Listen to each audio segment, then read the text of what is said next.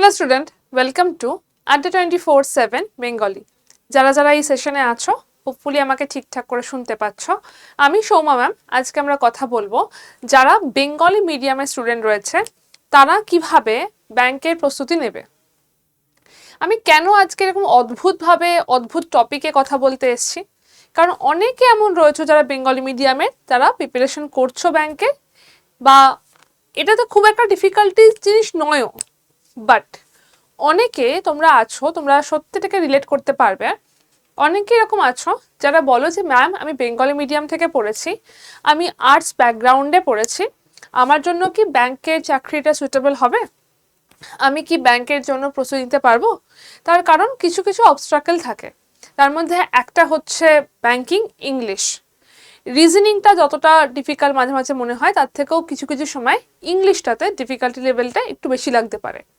আজকের কথাটা সেটাকে নিয়েই বলবো যে যদি তুমি বেঙ্গলি মিডিয়ামের স্টুডেন্ট হও, যদি তোমার আর্টস ব্যাকগ্রাউন্ড হয়, তুমি কি করে প্রস্তুতি শুরু করবে। একদম বিগিনার যারা, তাদের প্রস্তুতি শুরু করার জন্য প্রথম 2-3 দিন একটুখানি সিলেবাস দেখাটা উচিত। কি সিলেবাস রয়েছে, মেন্সে কি কি থাকে, প্রিলিমসে কি কি থাকে, কাট অফ কি থাকে, কোয়ান্ট কি লেভেলের থাকে, রিজনিংটা কি লেভেলের থাকে, সমস্ত জিনিসগুলোকে তোমরা নিজেরা আগে দেখো। তোমরা ক্লাসে ভর্তি হয়ে তারপর বলবো, আমরা তো বলবোই, তোমরা যদি ক্লাসে ভর্তি হও তার আগে এই জিনিসগুলো তোমাদের নিজেদের দেখা উচিত যে কি লেভেলের রয়েছে। কিন্তু একটা জিনিস বিশ্বাস করো, এই যে কোয়ান্টের কথা বলা হচ্ছে, এই কোয়ান্টটা মেনলি ক্লাস 10 লেভেলের থাকে। ক্লাস 10 লেভেলের, হ্যাঁ, দু একটা প্রশ্ন প্রবাবিলিটি পারমুটেশন কম্বিনেশন 1-2 নম্বরের আসতে পারে, বাট মেন পুরো 40 নম্বর কি 35 নম্বরের কোয়ান্টটা ক্লাস 10 লেভেলের থাকে। স্পিড ম্যাথ থাকে, অ্যারিথমেটিক থাকে। অ্যারিথমেটিকের মধ্যে সেখানে পাইপ অ্যান্ড ডিস্টেন্স কিংবা ট্রেন স্টিম এই ধরনের প্রশ্নগুলো আসে, পিতা পুত্রের অঙ্ক এই ধরনের প্রশ্নগুলো আসে, নদী এবং স্রোতের প্রশ্ন, পাইপ এবং তার ছিদ্রের প্রশ্ন, বা এই ধরনের যে প্রশ্নগুলো থাকে সেই প্রশ্নগুলো থেকেই মেন এখানে আসে। তো ক্লাস 10 লেভেলের পরীক্ষার এখানে হয়ে থাকে। তারপরে আসছে রিজনিং। এটা তোমাদের কাছে আননোন একটা সাবজেক্ট। রিজনিং এতদিন পর্যন্ত আমরা কোনো সাবজেক্টে পড়িনি। আমি রিজনিং পড়াই, বাট আমার রিজনিংয়ে অনার্স নয়, তো রিজনিং কোনো সাবজেক্ট নয়। রিজনিংটা পড়তে পড়তে ক্যালকুলেট করতে করতে হয়ে যায়। রিজনিংয়ের জন্য যেটা দরকার, মাথা ঠান্ডা করে যা বলছে সেটাকে বুঝে করা। পাজল সেটিংয়ের ক্ষেত্রে তো তাই, বাকি কিছু কিছু জায়গাতে শিখতে হয়, সেটা রিজনিং। পরেরটা আসছে ইংলিশ।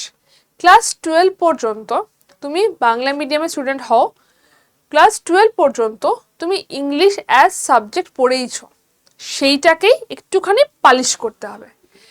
খুব ভালো মতো করে জেনে রাখো, ব্যাংকের যে সিলেবাসটা, সেই সিলেবাসটা কিন্তু যদি আমি মানে কোয়ান্ট, ইংলিশ এবং রিজনিংয়ের কথা বলি, তাহলে এটা কিন্তু ক্লাস 10-এর বেশি নয় খুব একটা।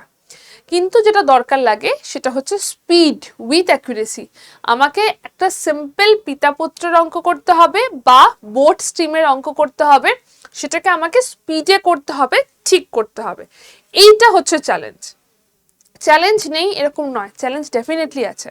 চ্যালেঞ্জটা হচ্ছে এইটা। চ্যালেঞ্জটা এটা নয় যে আমাকে ম্যাথ অনার্সের কোনো প্রশ্ন দিয়ে দেবে, এটা আমার চ্যালেঞ্জ নয়। তো তুমি আর্টসের স্টুডেন্ট হও, তুমি কমার্সের স্টুডেন্ট হও, তুমি সায়েন্সের স্টুডেন্ট হও, সেটা খুব বেশি ম্যাটার করবে না যদি ক্লাস 10 পর্যন্ত ভিত তোমার স্ট্রং থাকে এবং ক্লাস 12 পর্যন্ত ইংলিশও তুমি পড়িয়েছো। তুমি ব্যাংকে চাকরি করতে আসছো, তার মানে তুমি গ্র্যাজুয়েশন করছো, তো তুমি ক্লাস 12 পর্যন্ত ইংলিশ তো পড়েইছো। ইভেন ফার্স্ট ইয়ার সেকেন্ড ইয়ারেও ইলেকটিভ ইংলিশ পড়তেই হয়। এরপর কোয়ান্টটাকে ফোকাস করো। যদি প্রথম 2-3 মাস এই 3টে মেন সাবজেক্টের কথা আমি বলছি, স্পিড ম্যাথটাকে দেখো কিরকম কিরকম স্পিড ম্যাথটা হচ্ছে। টেবিল মুখস্থ করা দরকার, কারণ স্কোয়ার কিউব এগুলোর ক্ষেত্রে কিছু টেবিল দরকার লাগে। স্পিড ম্যাথ এবং পার্সেন্টেজ রেশিও সিম্পলিফিকেশন এগুলোর উপর ফোকাস করা দরকার। রিজনিংয়ের ক্ষেত্রে যে অ্যানালিটিক্যাল রিজনিং যেগুলো রয়েছে, ইনইকুয়ালিটি, সিলক্স, ব্লাড রিলেশন, এগুলো প্রচণ্ড স্কোরিং। পাজল সিটিং থেকে তোমাকে করতেই হবে, সেখান থেকে প্রশ্ন আসবেই আসবে, বাট তার আগে যে মিসলেনিয়াস পোর্শনটা থেকে তোমার ম্যাক্সিমাম নাম্বার আসতে পারতো সেটাকে আগে গ্রিপের মধ্যে করে নাও। যেগুলো কম্পারেটিভলি ইজি, এইগুলো কম্পারেটিভলি ইজি, এবং সেখান থেকে তুমি তোমার গ্রিপের মধ্যে কয়েকটা জিনিস করে নিতে পারবে, সেটাকে ফোকাস করো। তারপর আসছে ইংলিশ, যেটা অনেকের প্রবলেম। আমি ইংলিশে খুব কাঁচা, আমি কি করে কোপ আপ করবো? ইংলিশটাকে আরো বেটার ওয়েতে করার জন্য ফার্স্টলি যেটা করা দরকার সেটা হচ্ছে ডেলি একটা করে নিউজ পেপার পড়ো। আমি অ্যাকচুয়াল ফ্যাক্ট যেটা যেটা করলে বেটার হবে সেটা বলছি। আমি তোমাকে আরো বলতে পারতাম যে খুব ইজি ইংলিশ, একদম ইজি হয়ে যাবে, না, তুমি যদি খাটো তাহলেই হবে, আদারওয়াইজ হবে না। তোমার ওপর ডিপেন্ড করে, স্টুডেন্টের সাকসেস রেট তোমার ওপর সব থেকে বেশি ডিপেন্ড করবে। তাই তুমি খাটলে তোমার জিনিসটা হবে। কি করে খাটবে সেটাকে আমি বলে দিতে পারি। ডেলি রিডিং, মানে তুমি একটা প্রপার পেপার নিয়ে নাও, দা হিন্দু হতে পারে বা যে কোনো একটা প্রপার পেপার যেখানে এডিটোরিয়াল রয়েছে, সেই জিনিসগুলোকে এডিটোরিয়াল সেকশনটাকে ভালো করে পড়ো। এতে কি হবে বলো তো, নতুন নতুন ভোক্যাবসের তোমার সুবিধা হবে। একটা সেন্টেন্স কনস্ট্রাক্ট করতে যা যা দরকার লাগে সেরকম সেন্টেন্সটাকে কনস্ট্রাক্ট করতে পারবে, ভোকাবুলারিতে ভীষণভাবে হেল্প হবে। তোমার স্পিকিং, যে স্পোকেন ইংলিশের যে ব্যাপারটা, সেটাতেও কিন্তু অনেকটা হেল্প হবে। ঠিক আছে, পরেরটাতে আসো, গ্রামার ফাউন্ডেশন। ছোটবেলা থেকে গ্রামার তো পড়িয়েছো, ছোটবেলা থেকে সবার কাছে পিকে মুখার্জির ওই বইটা তো রয়েইছে, তাই না? তো সেই গ্রামার বইটা সবাই পড়েছো। একদম ফান্ডামেন্টাল যে গ্রামারের রুলসগুলো সেটাকে একবার চেক আউট করো যে কি কি রয়েছে। সাবজেক্ট ভার এগ্রিমেন্ট, টেন্স, এই যে ফান্ডামেন্টাল গ্রামারের রুল, সেই রুলগুলোকে দেখো, আগে করে যাও যে কি প্রবলেম, কোথা থেকে জিনিসটা ভুল করছি, সেই কোডটাকে আগে দেখো। দেন সেগুলোকে দিয়ে এরার ডিটেকশনটাকে চেষ্টা করো। তুমি ফার্স্টের পয়েন্টটা করলে তোমার ভোক্যাবসে হেল্প হলো, গ্রামারটাতে করলে সেক্ষেত্রে তোমার এরার ডিটেকশন বা প্যারাজাম্বেল কি করে হচ্ছে সেগুলোতে হেল্প হবে। ইভেন তুমি যখন মানে রিডিং কম্প্রিহেনশন করবে সেক্ষেত্রেও তোমার কিন্তু এইটাতে হেল্প হবে, রিডিং কম্প্রিহেনশন, প্যারাজাম্বেল, সেই সমস্ত কিছুতে হেল্প করবে যে ডেলি রিডিংটা। লাস্টে যেটা দরকার সেটা হচ্ছে ভোকাবুলারি বিল্ড। ভোকাবুলারি বিল্ড তো ডেফিনেটলি তোমার এডিটোরিয়ালে তোমার ভোকাবুলারি বিল্ড হবে, এবং নতুন নতুন শব্দ একটুখানি ইউজ করলে যদি যখন ডেসক্রিপটিভ রাইটিংয়ে হয় তখনও হেল্প হয়ে যায়। ঠিক আছে, last but not the least and the most important thing, that is mock.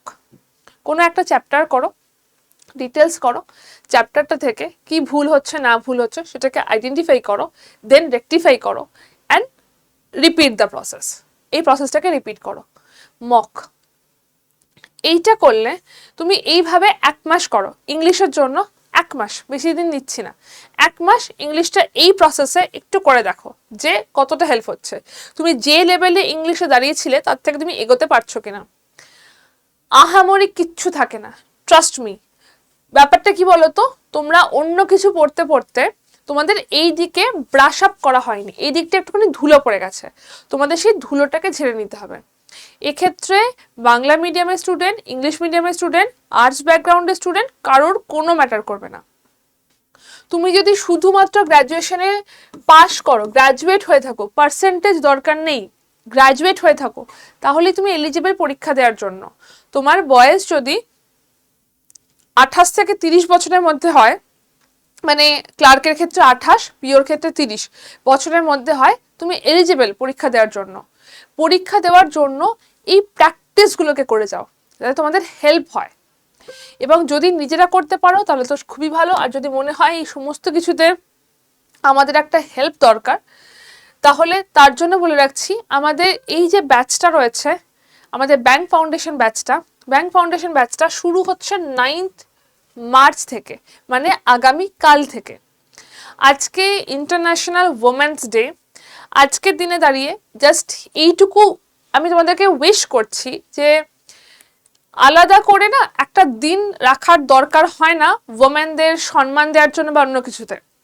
যদি সমস্ত মেয়েরা নিজেরা স্বাবলম্বী হয়, নিজেরা এস্টাবলিশ হয়, নিজেরা নিজেদের কথা রাখতে পারে এবং স্ট্রংলি রাখতে পারে, তাহলেই এই আলাদা করে কোনো ডে সেলিব্রেট করার দরকার হয় না। তোমরা যারা যারা রয়েছো সবাইকেই বলছি, ছেলে মেয়ে নির্বিশেষে বলছি, এস্টাবলিশমেন্টটা ভীষণ দরকার। কোনো ছেলে বা মেয়ে হিসাবে নয়, মানুষ হিসাবে। তুমি যদি বেটার পার্সন হিসেবে এস্টাবলিশ হও, সেটা তোমার জন্য ভালো, তোমার ফ্যামিলির জন্য ভালো, এবং সেটাই আলটিমেটলি ম্যাটার করবে। পরে গিয়ে আরো 10 বছর পর সেটাই ম্যাটার করবে যে তুমি এখন কি করছো। একটা এরকম টাইম হয়তো অনেকের লাইফে আসে যে কি করছো এই কথাটার উত্তর দিতে পারছি না বলে আমি সোশ্যালাইজিং করছি না, আমি কারোর কাছে যাচ্ছি না, মিট করছি না। ওই যে টাইমটা না, যে সময় তুমি সোশ্যালাইজিং করছো না, যে কি করছো উত্তর দিতে পারবো না, সেই সময়টাই প্রিপারেশনটা নাও, যাতে যখন তুমি দেখা করবে ওদের সাথে, তাতে তুমি গিয়ে বলতে পারো আমি এখন এই ব্যাংকে জব করছি। প্রিপারেশনটা সেই মতো ভাবে নাও। তুমি নিজে প্রিপারেশন নিতে চাইলে নিতে পারো, আলাদা করে বই আমাদের এখান থেকে নিয়ে নিতে পারো। আর যদি মনে করো যে তোমরা এই ব্যাচে জয়েন করবে, কালকে থেকে শুরু হচ্ছে ব্যাচটা, 9th মার্চ থেকে স্টার্ট হচ্ছে, এই ব্যাচটার দাম এতটা পড়বে না, ঠিক আছে, এতটা দাম পড়বে না, কারণ আমি কোড ইউজ করব Y268। এই কোডটা ইউজ করলে ব্যাচটার দাম আরো অনেকটা কমে যাবে। যদি জয়েন করতে চাও তার আগে অবশ্যই ভাবে এই নাম্বারে আমার সাথে কথা বলে নিও, আমি কথা বলে নেব, তারপর জয়েন করে যেও। এই ব্যাচটাতে এই কোডটা ইউজ করলে ডাবল ভ্যালিডিটি পেয়ে যাবে, মানে ব্যাচটা 1 বছরের প্রাইসে 2 বছরের জন্য পেয়ে যাবে। এইটা হচ্ছে ফোন নাম্বার। এই কোডটা ইউজ করলে ব্যাচটার দাম এটাও পড়ছে না, আরো অনেকটা কম পড়বে, অনেকটা কম পড়বে। এই কোডটা ইউজ করলে ডাবল ভ্যালিডিটিও থাকছে। ব্যাচটার মধ্যে লাইভ ক্লাস রয়েছে, মক টেস্ট রয়েছে, 8টা বই রয়েছে, ঠিক আছে।